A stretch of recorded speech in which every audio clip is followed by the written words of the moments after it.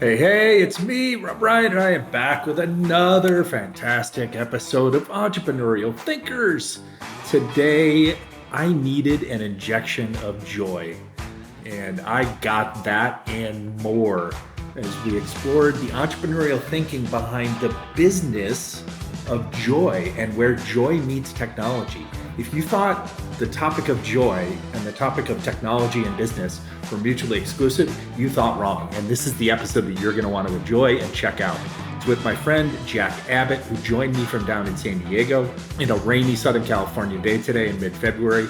And we dove into how he has taken all of his career and life experiences, nearly 40 years of professional experience, and spun them into hugely impactful and big growth potential businesses centered completely around joy, with his companies ReviveXR and Made for Joy. So if you're curious about trying to find some more joy in your work, trying to find ways to be purposeful and build more joy into your products or services as an entrepreneur, or you literally are just a person who enjoys listening to this podcast and wants to figure out some practical ways to inject more sustainable joy in your life, this is an episode that I hope you enjoy just as much as we did making it for you.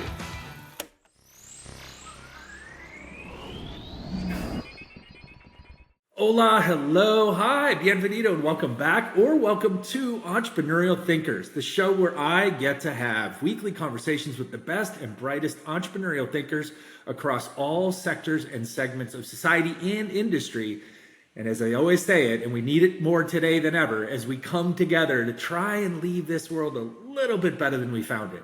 Today, I'm super excited, honored actually, to be joined by Jack Abbott, who is the Chief Resilience Officer at ReviveXR and Chief Joy Advocate at Made for Joy, all of which we're going to talk about today as we explore this whole idea of kind of the business of joy. Jack, I'm going to tell you a little bit about him before we meet him. He is a longtime friend. He's a longtime and savvy investor. He shares with me a long-term belief in the potential of Latin America's entrepreneurial economy. That's how we kind of first got to know each other, where he has made many bets over the years and is presently involved. His passion and his work merges technology and humanity to empower resilience and emotional well-being for the rest of us. As the Chief Resilience Officer at ReviveXR, his team develops innovative VR, AR, and AI therapies addressing stress, cognitive health, boy, I could have used this earlier this morning, and connection. In this chapter of his life, his energy focuses on creating transformative tools to bridge science and compassion, kind of trying to redefine how we support mental health and foster joy. With a career much wider than this that spans 30 plus years, because that's what guys our age have in our career, is 30 plus years of experience in digital marketing and immersive content. He works from his home now down in beautiful San Diego. His projects have impacted global organizations, names that you would recognize like UNICEF, Harvard University, and even Disney Mexico. So it's a great pleasure. I get the chance to talk in this format to someone that I usually just get to talk to offline. So welcome to Entrepreneurial Thinkers, Jack. It's great to share this conversation with you. It's great to see you, Rob, but I got to correct you. It's 40 plus years. Oh, God. Okay. All right. It's getting close to that with me, and I don't want to think about that either. But I got a few years on you, brother. You do. You never look at those. So that's what always keeps me in that focus. I want to, there's a bunch of things we're going to unpack today. We're going to talk about both the different areas of your work that we referenced in the intro. But I want to just start kind of big picture right away and just jump into this. How can we, or how should we, think more entrepreneurially about joy in our lives and in our businesses? You know, all of this started in 2016 when there was a lot of political angst and found myself kind of slipping into this abyss of angst and depression and anger and what do I do and how do I react to this? And two things happened. One was a little dog named Lola, who I know you know and have seen lots of her images and so on online. We love Lola. Yeah, Lola's a street dog from TJ. I mean, this is a dog that was brought up in the worst of the worst. Hiding on the streets in Tijuana as a little dog is not an easy thing to do. And she was infected with tick bites and all the rest of that stuff. And something told me she was the right dog for us. Wow. And I felt like I needed a dog to help me through this period of time. And within like a day or so, Donna ended up going to Europe to pick up our daughter who was going to school over there. And so, it's me and this dog, this little street dog. I never had a little dog, never had a street dog, didn't have any idea how I was going to deal with this. But she was the perfect guide. And, I'm sitting here. I had a couple of days. This is after I'd closed the agency. I was thinking about what do I want to do and how do I want to do it. So I started posting pictures of Lola on Facebook. So here's my personal political anger, reposting, retweeting, all that stuff. Yeah. And I got this little Lola thing that's all joy and pictures and sunsets and running and happiness and all that. And it was like people wanted that. People followed Lola. They wanted this positive energy. And I realized, why isn't she getting all that nasty stuff I'm getting? What's happening with these algorithms here that I hadn't figured out before Wow. this? So the first thing I did was I cut out all my negative stuff in social media. Not a thing. And you know me for a long time. Yeah. You never see that stuff on my page, no matter how crazy it gets, no matter No. what's going on. And Because I was going to say, like, just to validate this a little bit, it's kind of instead of a question, I'm just going to validate you here.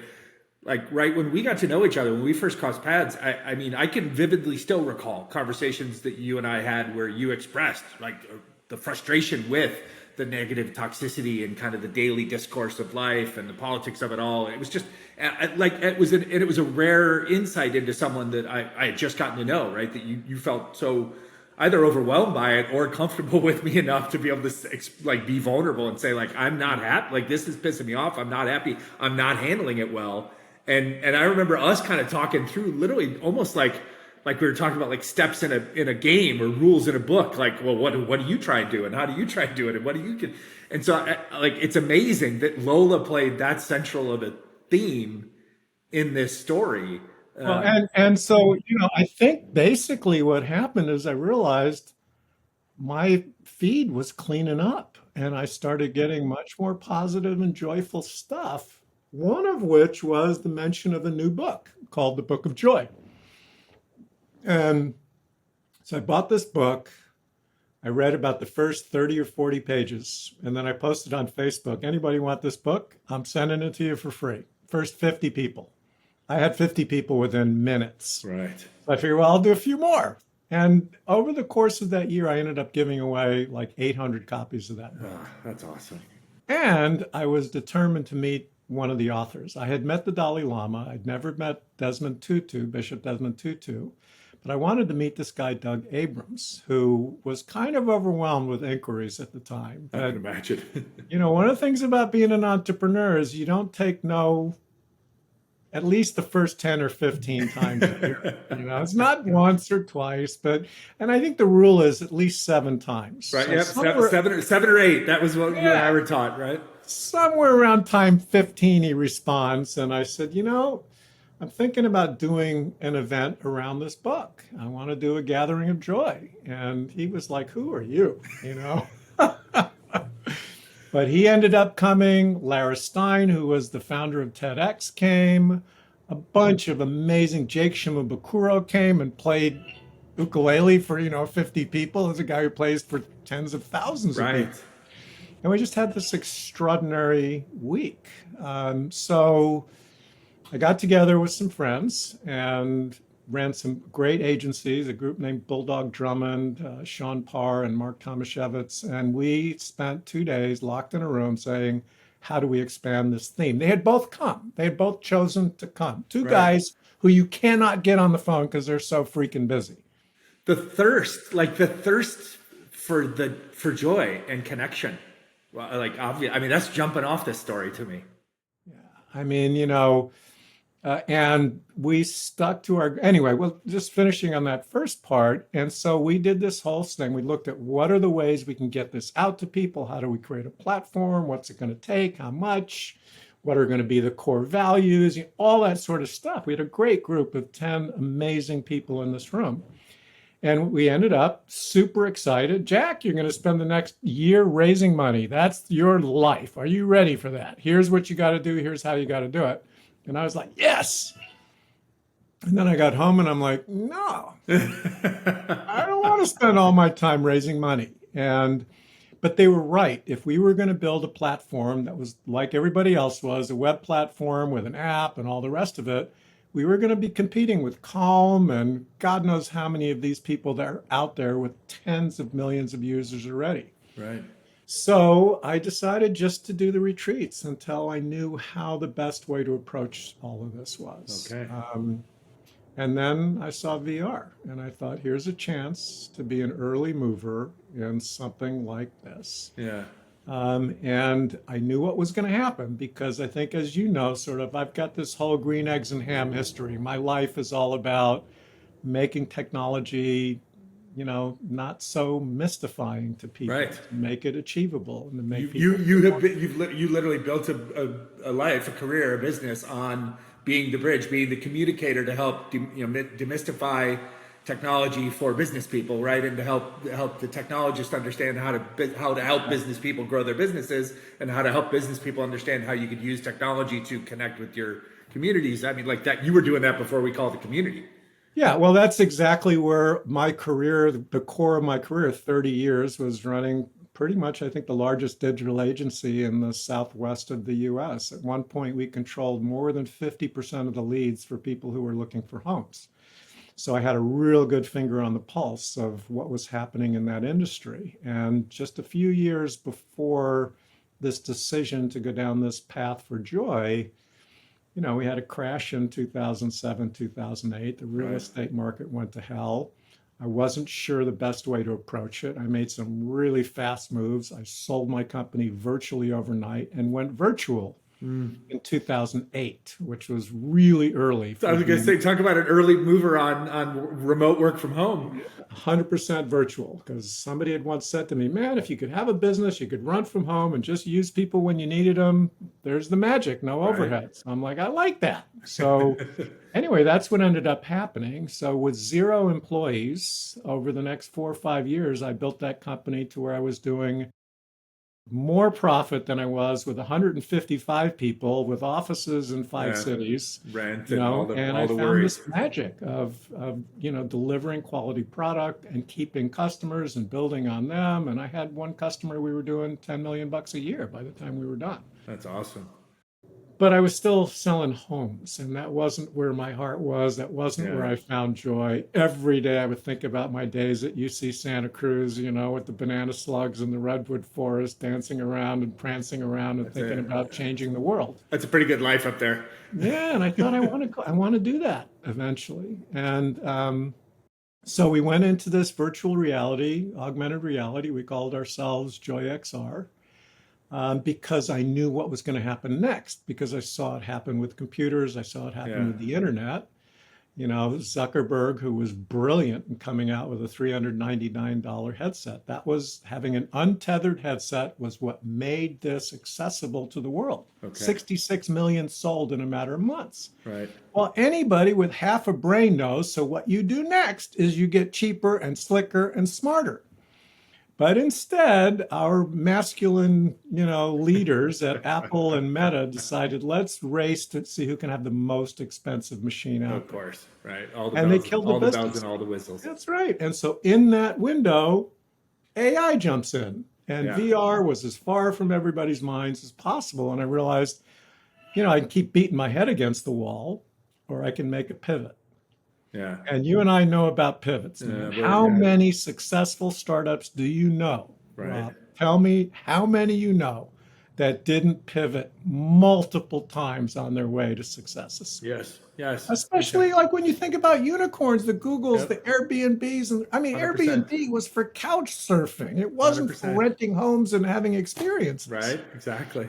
And, being able to let go and realize that I needed to make that shift was kind of the smartest thing I could. But now the business was getting a little crowded.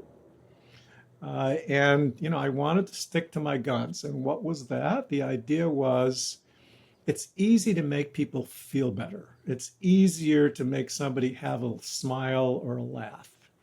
but to help them learn that joy comes from inside. Yeah. And that what That's we really have the opportunity to do is to cultivate our own joy. And so we stuck to our guns. We decided to create this thing called the Seeds of Joy that teach people what are the things that are really important to you? What are your core values? How do you focus on that and share it with the world? And it's incredible what it does to your outlook on life and 100% to true. others. So, 100% and true. that's my purpose, you know? So, There's so many things to pull apart here. We've got a bunch more we're going to talk about. One of the things I want to go back before we get too far is, ironically, right? If you heard the opening, there that the point right at the kind of pause in the opening is where a lot of people or a lot of experts would prognosticate to say, like, yeah, see, get rid of technology, get offline. Like, Jack, that's your, if you want to be happier, just stop consuming those bad algorithmic stuff back in 2016 to 2018, right?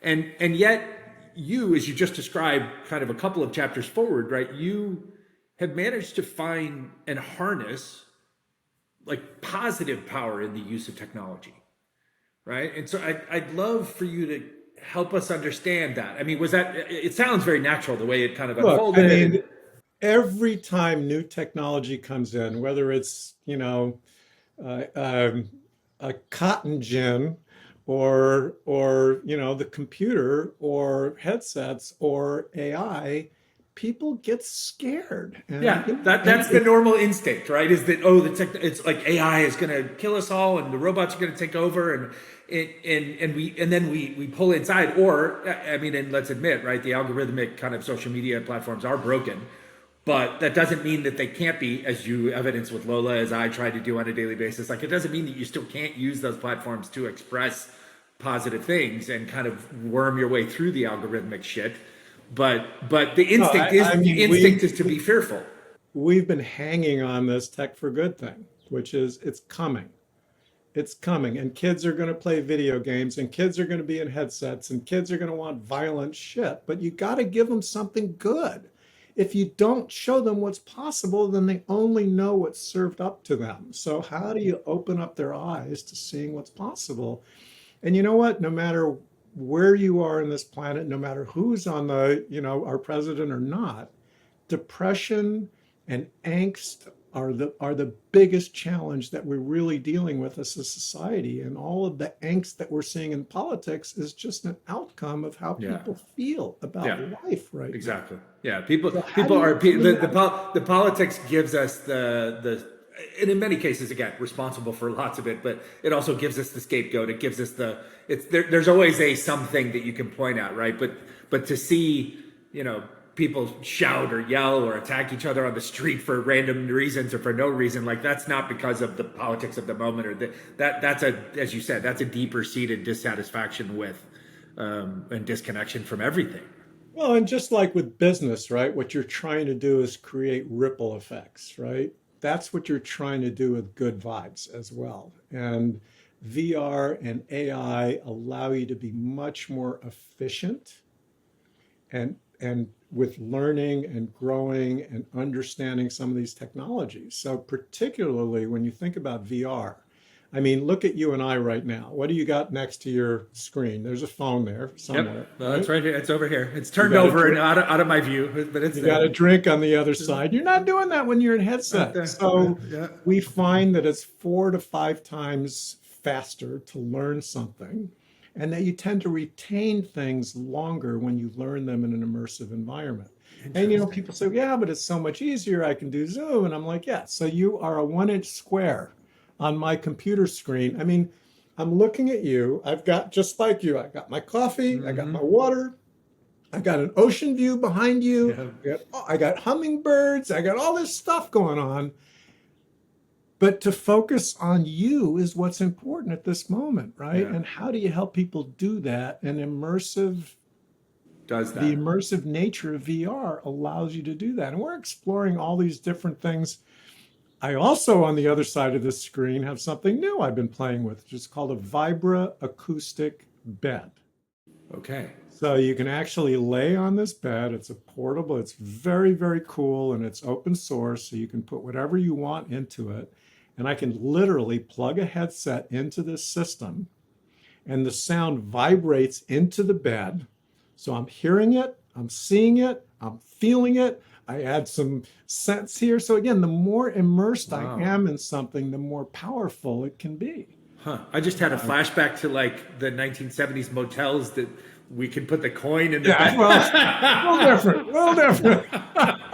I just had that flashback as I was listening to you. I was like, this is like we've really advanced. This is Hey man, fantastic. I couldn't afford those hotels like you, No, Rob. So, hey, this is wherever my dad took us on a road trip. But boy, if the room had one of those beds in it, like that was something we all thought was the coolest thing ever, right? Of yeah, course, just we stay also, out of your parents' room when of you course, hear it. we also had payphones back then, right? So who knows what did I know? You've touched on it a couple times already, and I'd love to, if I'm hearing you correctly, like let's understand it further. I mean, and I say this not in the like extractive capitalistic kind of way, but like you've managed to turn a pursuit of joy into business, right? So you have managed to merge both your personal purpose and your own mission that you were on for your own well-being into, because you're the entrepreneur that you are, right? Like into a business that can earn a living for you while you pursue this joy, and then the business of helping other people pursue joy. And I hear two kind of fundamental pieces of it, and in a minute here I'm gonna give you a chance to talk to us about the companies and the projects and products and stuff like that, give us kind of the commercials. But before we get there, like I'm hearing, so we events, right? So we've done retreats, conferences, events with people to help them connect to these more obvious truths, to help them to teach these lessons. But then also now we're talking technology that started again, like kind of in a small scale pilot basis, but now you're in the business of exploring like wider ways that we can use the technology to educate and empower people in immersive ways, immersively experiences. So are those kind of the two fundamental pillars of your You know, businesses? I wish that would be all I had to do, but at the same time, I need to survive and I need to make money. Right. So, for Okay. instance, the UNICEF project was in developing 12 manuals that teachers there are using to teach socio-emotional learning to younger kids. Okay. I mean, something that is another reason why we are so challenged as a planet right now is we don't teach people how to emotionally regulate. And Yeah. so when we go through what we went through, particularly with COVID, and people didn't have that sense of connection, and a lot of people have not restarted that connection. You brought up at the Yeah. very beginning how important connection is. And you know, Rob, I can look you in the eye and think about the times when we've spoken heart to heart.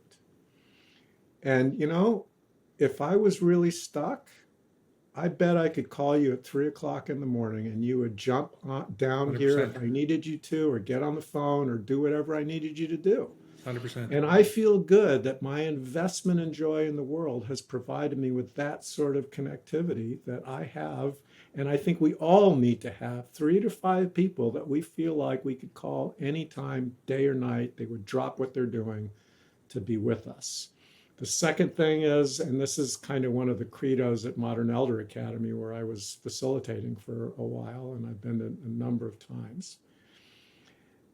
What do you think is the single thing that gives us the most longevity for our lives? What extends our lives more than anything else? Is it quitting smoking?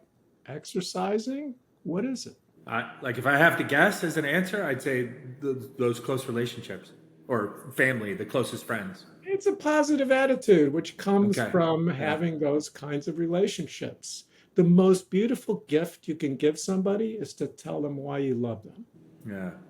or tell them why they, make you feel good. Or, I have not to inject myself into your story, but I will here because it's my show, right? Like I literally have told, and I don't know why or when it kind of started, but like I noticed that in this last say year, I have told more people that I love them, like in more settings across like business, podcast, like people that I just interact with, work with, the barista at the coffee place who literally stopped me and said, you told me like, hey, love you, man, like 6 months ago, and it really stuck with me because I was having a bad week, and I don't even know that you said it because you seem to say it so instinctively, and I'm like, well, I'm doing that. I mostly for my own needs. I'm probably just mostly just putting it out there so it comes back. But I like you're saying that literally that level of gratitude and safety that comes from knowing that you've got that, that's what gives us the ability to transform our attitudes.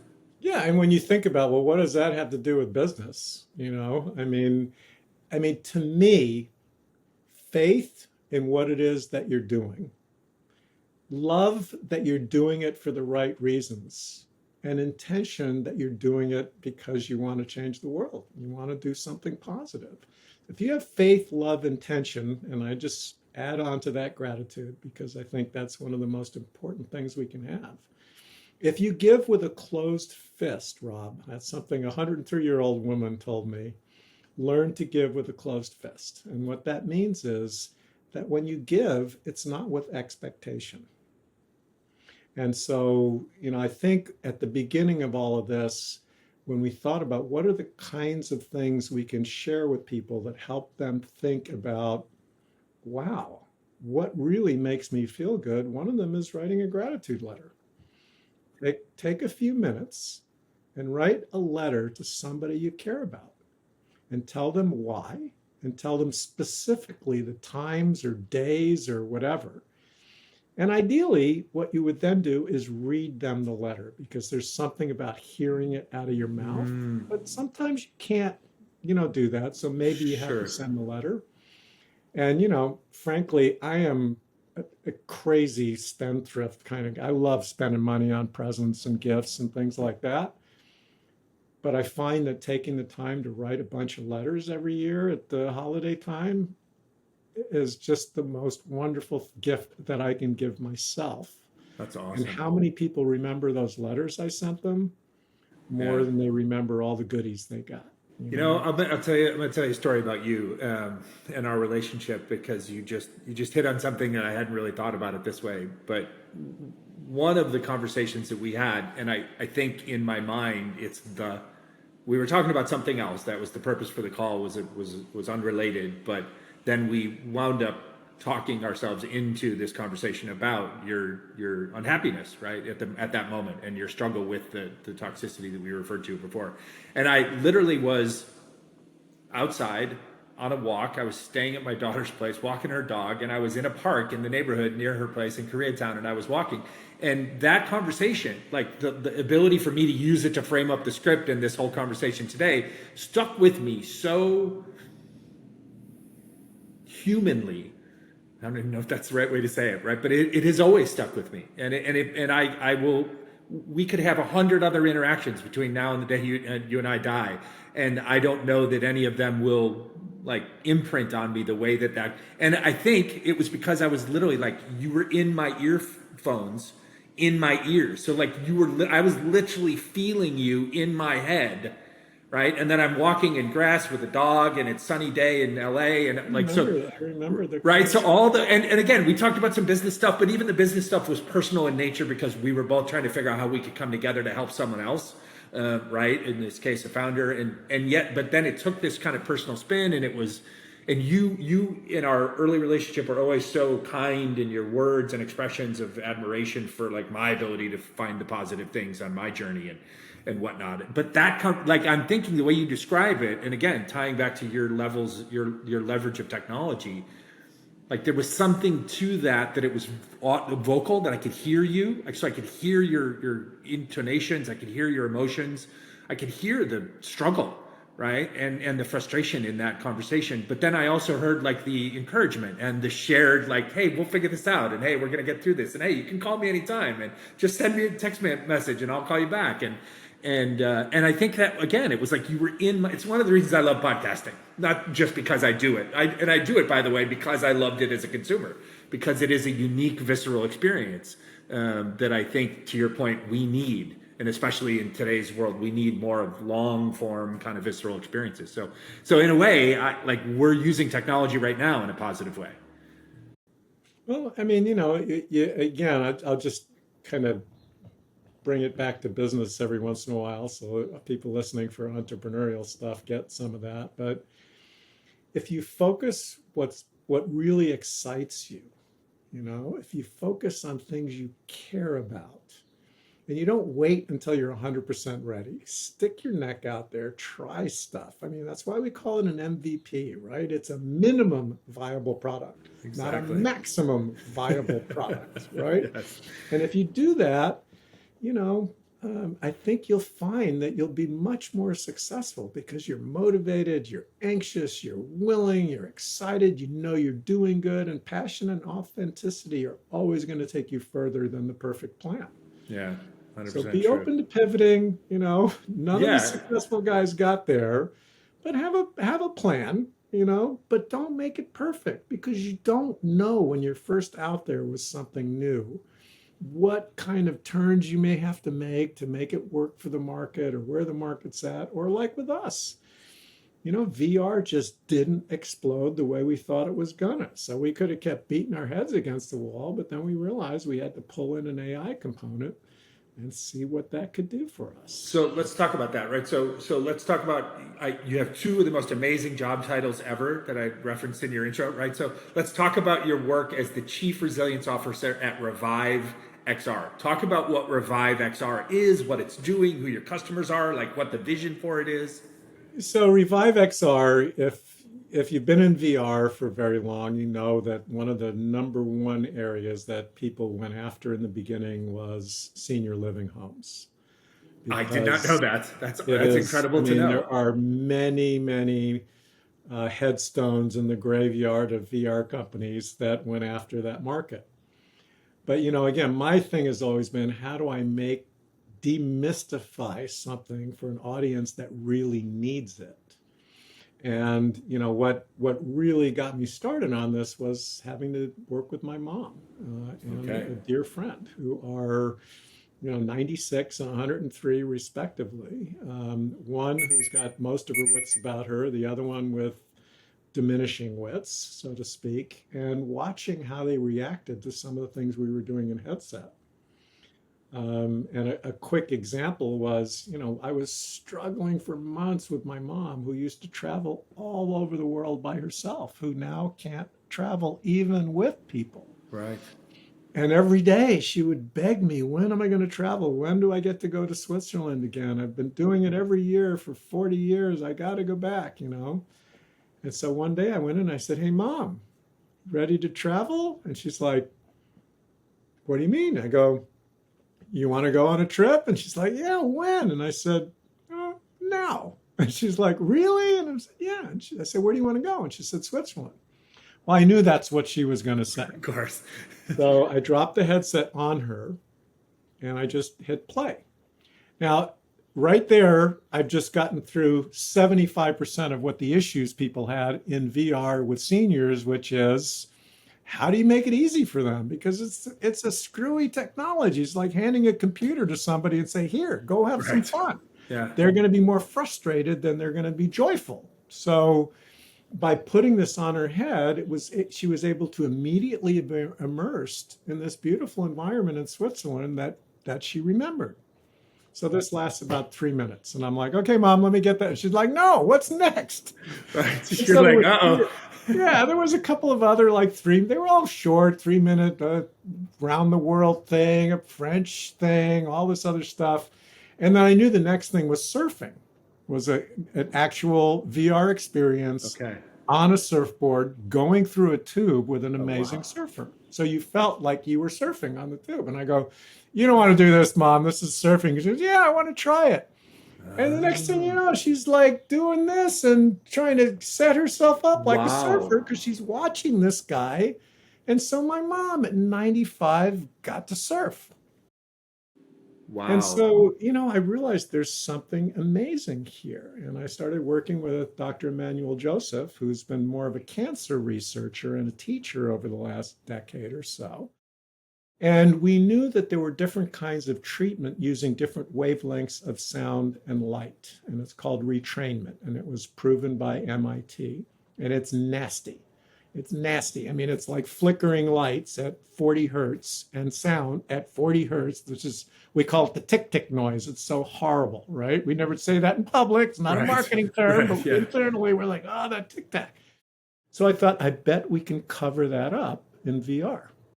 Oh, by creating this beautiful environment where the flashing is kind of behind the environment and the sound is embedded in gamma waves, this 3 megahertz, which is a calming wave, what might happen, you know? So we were very, very lucky that the largest company in senior living in the US said, sure, we'll try this. And so Wow. then I thought, okay, well, we have the experiences, but what's going to happen if I give them a bunch of headsets? They're going to lose the controllers, Right. won't know how to run it. The kids are going to take them home and go, you know, do Yeah. porn or games or It's whatever back to the else. whole like I give an old person a computer and they don't know what to do with it. Now it's a bad thing.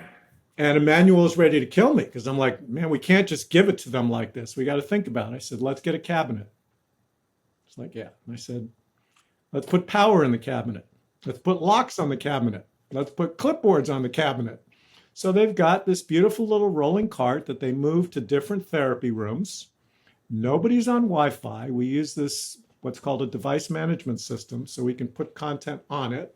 Oh, okay. And they don't have to do anything. They never have to connect to Wi-Fi, which was the biggest problem in adopting VR, was getting connected and teaching. You know, you'd have to have a tech person there all the Right. time.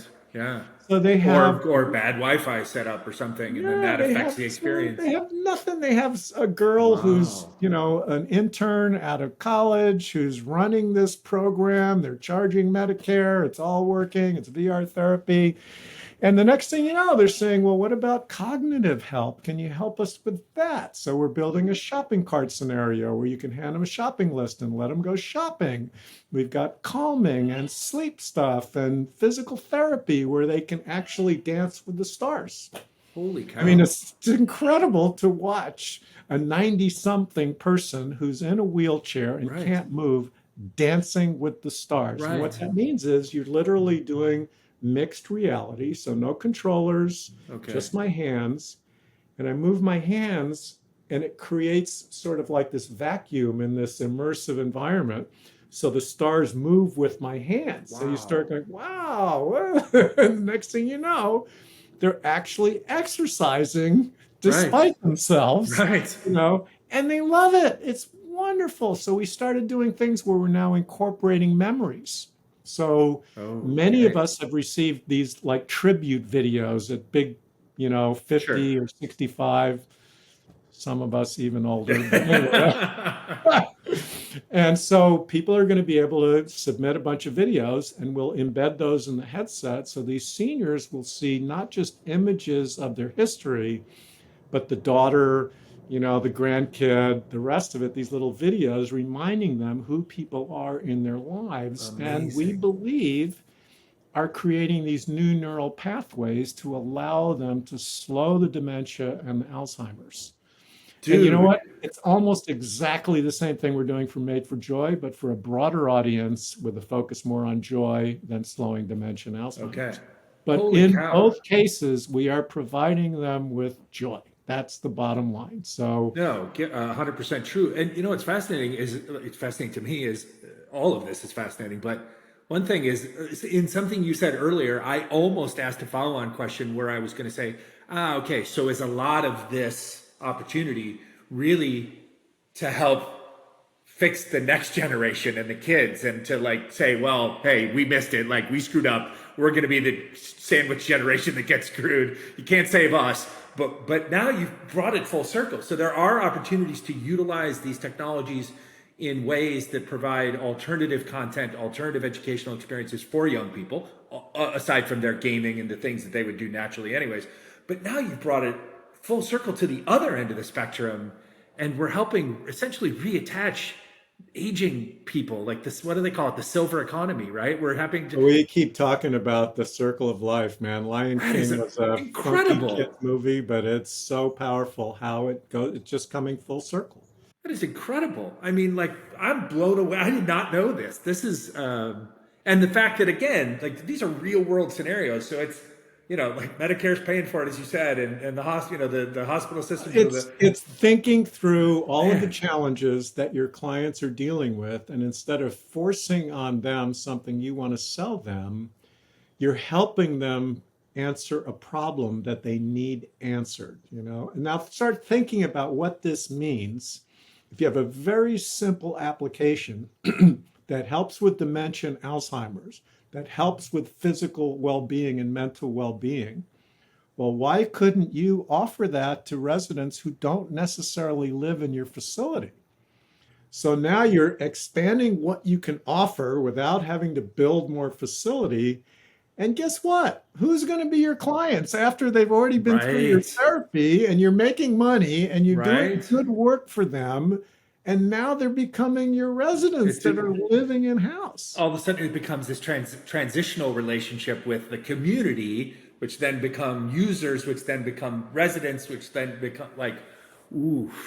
Well, I Okay, mean, you so think about it. What do we ooh, all yeah, want as a lead funnel, right? That's the game, is how do you right. build your leads? And no And so differently, the aged facility, the assisted living place, that they're no different. They're, if anything, we've, those of us who've had parents who have gone through those circumstances and industries, we've lamented the fact that they're, you know, they're just businesses and they're just about the profit and the. But if you know, if business partners like you guys could come along as service providers and help them, not only, as Dad always used to tell us, right? Like, you're either helping people make money or you're helping them save money. There's not like a lot of other things you're doing in business. one And other then, thing, okay, make them smarter. Make them no, money, save them money, make them smarter. yeah, Those are there you the go. three things. That's my credo, man. I love that. So sorry. So now I got to ask couple like, so these organizations that you've been working with, like, is it fair to call these guys like way out on the front edge early adopters, or are we seeing kind of a mainstream, more intentional use of I these think types what of we're seeing things? now is not just a cutting edge use Okay. because,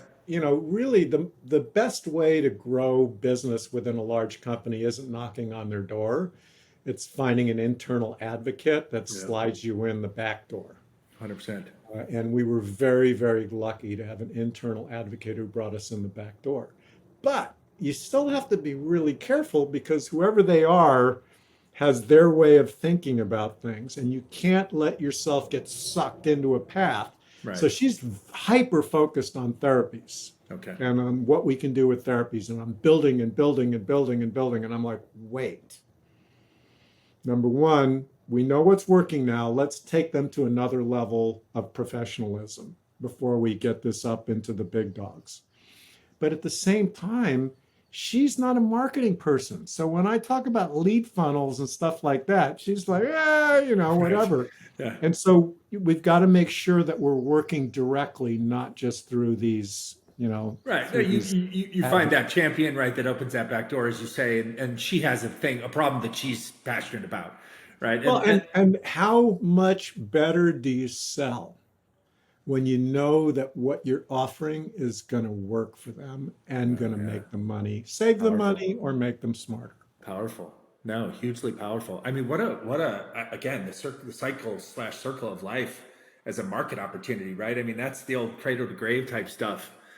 Well, Um, I think there's a lot of studies out right now that say those of us over 50 tend to be more successful with startups because we have a little bit of life experience to no, mix in there with right? our Tell me this, right? education. So this is a particular use case.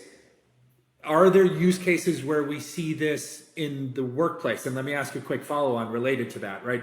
Because what I really also want you to tell us is, talk to me about kind of just how you foresee the importance of emotional resilience and kind of emotional well-being in the workplace going forward.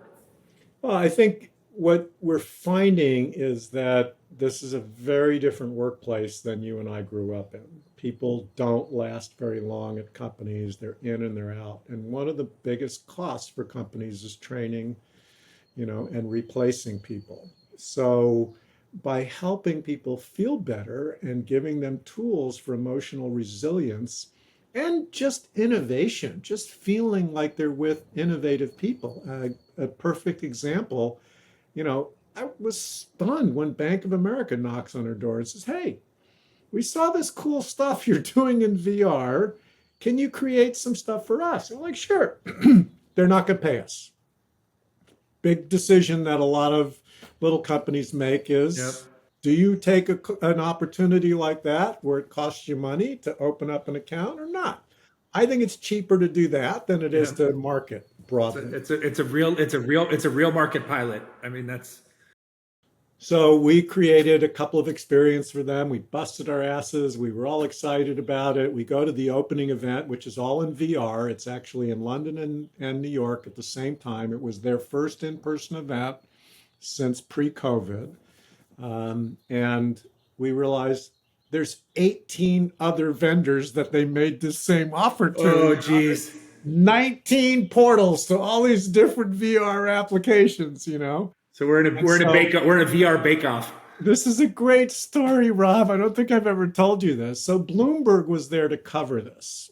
And we had three things that we gave them. One was kind of a mild, mindful meditation thing. One was a little more active. And then the third one was riding unicorns. Now, why would anybody put a unicorn gratitude ride for Bank of America, right? But I had seen how popular this had been because it was so visceral, people responding in such a positive way. So the event starts, and people are coming in there, and the boss comes to me and he says, I don't know what to do. There's nobody here. Nobody's coming to put on the headsets. And I think it's because we were a failure the last time we did this. That's why we have a smaller space and we're in the back corner and all this and that, the other thing. And so he rounded up some people and said, try the unicorn. And the next thing you know, Rob, after those people went out, it went viral through this conference. Oh. And we literally had dozens of people falling over each other because they had like 50 headsets that were all going, where's the unicorns? Where's the unicorns? And we're trying, wait, there's only 20 people at once, this kind of thing. But Bloomberg covered this. And in the very beginning, it says something like, I went to the Bank of America experience and there were unicorns, and we were like one out of like 50 things that were going on in this space. And then they talk about, and there was this and there was this, but the unicorns, and and they ended it with, but it was the unicorns at the end. So that was our first year. We've now done several projects that have been paid for B of A. We're just about ready to start the next one. That connected us. We had amazing conversations with Boeing, which we haven't actually sold them anything, but what they did do was force me to be ready for the seniors and for businesses, which was, okay, we're ready to do this. How much is it going to cost? What's it going to take? I said, well, it'll be this much. You'll fly me out. It'll cost you this much to have me there for the day and blah, blah, blah, blah, blah. And they're going, you can't be on site and these things can't access Wi-Fi. Okay. Okay. So again, lesson learned down a dark pathway. Like, oh, wait a minute. All right, hold on. This is going to be applicable to a whole bunch of our markets. Okay. So I said, give me a couple of days. And that's when we found the right partnership with device management, which we've not been able to make sense economically before. Okay. And suddenly it made sense, and we were able to provide them a price. Then doors blew off planes and all kinds of other stuff happened, and that conversation kind of went to hell. We'll work on that again. The leads in the funnel, man. You keep that pipeline. It's full of all kinds of different conversations. But that's what made us realize that was what was going to get us into the senior homes and into other businesses, was to make it just that inexpensive, first of all, easy to manage, no tech required, no Wi-Fi. Getting on a big company's network is a big deal. It's a huge obstacle. Right. Yeah. That people wouldn't think about because you think like, oh, but our stuff's going to be so good. It's worth it. No, it's not. It's not worth it. Unless you're the U.S. government, you're letting Elon Musk get on your network. Hey, that's another show. I'm not going to go there. Okay. All right. So I've got one last, this is kind of pull back out. This is more personal. Last question before we get to our last segment. These are my words. You can agree or disagree. Like, you're a great storyteller. Like you've built your career on storytelling in a number of different ways. How do you see the skill or the importance, the experience of great storytelling playing a role in this future as we go forward? And part of this next 50 years is going to outlive you and I, right? But I believe, me selfishly, like I believe the power of storytelling is about to have like a renaissance. And I didn't think about it in the way that you're presenting it today until now.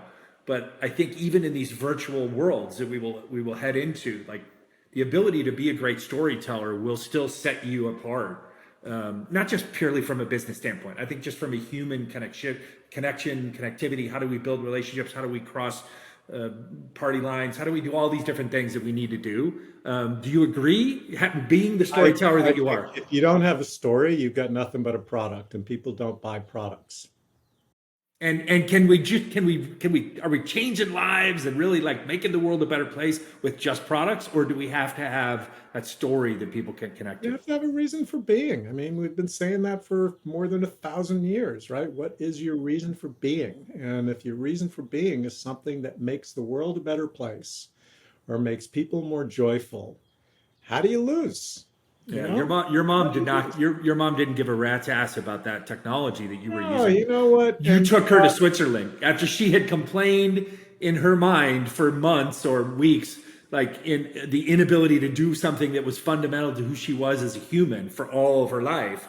Like you literally just like you say, hey, mom, don't worry about what I'm putting on your head right now. I'm about to deliver something to you that you've been asking for. I mean, like that's the ultimate story.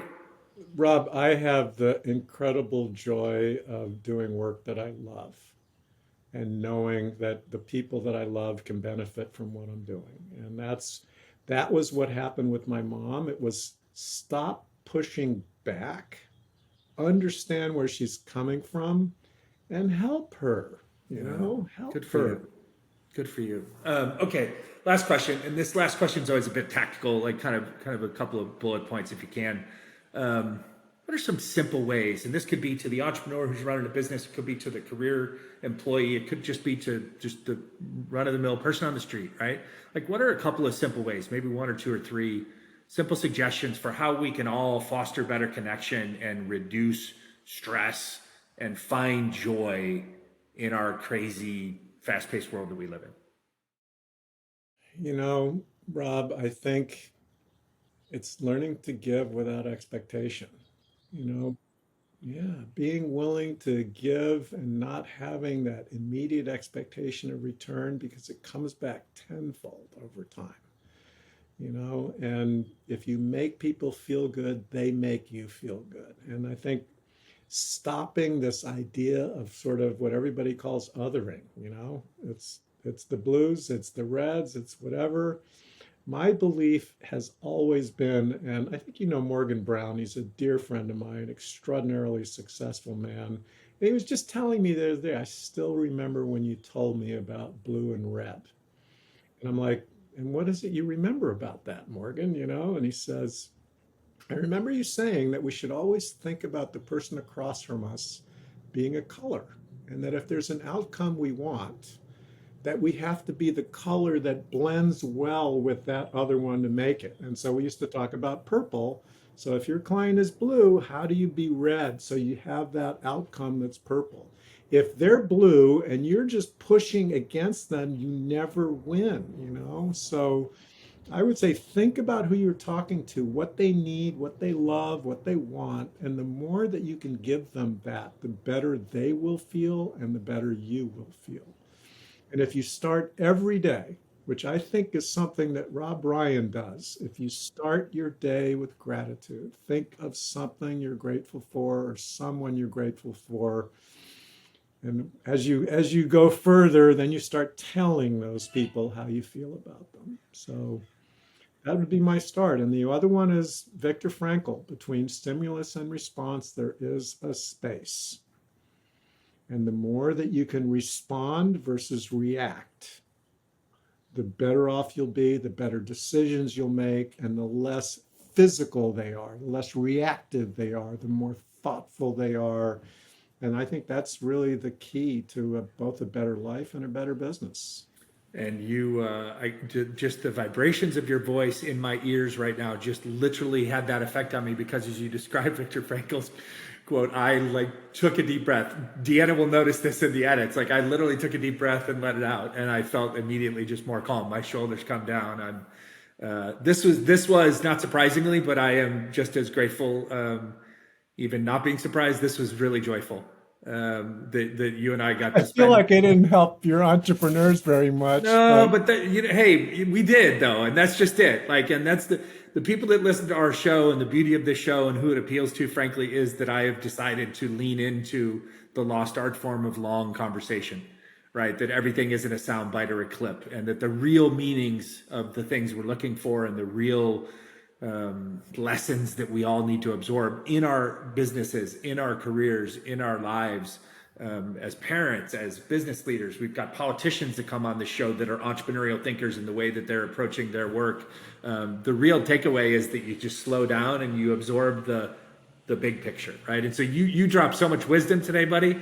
And you know, I did my job, which is to prompt you and set you up to share this wisdom and to tell some stories. But if any entrepreneur listens to this and doesn't think this is a path to helping me become a better entrepreneur, then they're just not paying attention, or they're not ready yet, and that's okay, right? We'll get there. So I'm deeply appreciative. Real quick, before we let you go, how can we help people find you, find ReviveXR, find Made for Joy? Like, give us websites, email addresses, or social sites.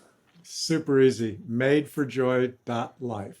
Madeforjoy.life and ReviveXR.life. Either Awesome. one of those, you'll find me. And if you follow me on social media, I did a little behind the scenes prep that I dropped on the social platforms right before, and I tagged Made for Joy in the Instagram so people can find it there. Buddy, it's always a pleasure. We have one of the best virtual friendships ever. I'm grateful for it all the time. I think Keep doing the good work, brother. I really appreciate you, and I think there's so many people out there grateful for the hard work you do and making the world a better place and connecting entrepreneurs and giving them that little boost that they need sometimes. Appreciate it. Thank you, And man. bigger boosts. Sometimes I needed a big boost today, honestly. I was having kind of a shitty day up until about noon, and then I started getting excited about having this conversation, and I am leaning into the joy. So thank you for that. Awesome to see you, Rob. Have a great day. You as well. Well, I hope you enjoyed that episode as much as I did recording it. As always, we thank you so much for listening and watching. Today's show was recorded here in Los Angeles and produced by the incomparable Deanna Bernal in Mexico City. You know, we can only grow this show by you listening and sharing the show with friends. So please find, like, follow, subscribe, and share our audio-only show on Spotify, Apple, or via any other popular podcasting platforms, as well as find the video version of our show now available on our YouTube channel over at Entrepreneurial Thinkers. And of course, you can follow along on our various social media platforms for fun and informative clips and content at Entrepreneurial Thinkers, wherever you can find us. And if you'd like to connect with me, you can find me at I Am Rob Ryan on just about any social media platform. Gracias, thank you, and have an awesome day.